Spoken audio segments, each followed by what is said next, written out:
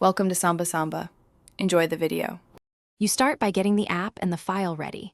Open Microsoft Word or a compatible editor and sign in so syncing works.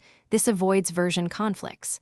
Once done, use your file browser to find the docx in Downloads, Files, or a Cloud folder. Tap the file to open it in Word. If prompted, choose Open With and select the app. This first step ensures you can view and edit without delays. You now edit and format the document using on-screen tools. Tap the ribbon or floating toolbar to apply bold, headings, lists, and alignment. Pinch to zoom for precise layout work. If collaborating, insert comments or enable track changes so others see edits. Once you finish a section, save. Choose Save to the Cloud for synced access or save a copy locally.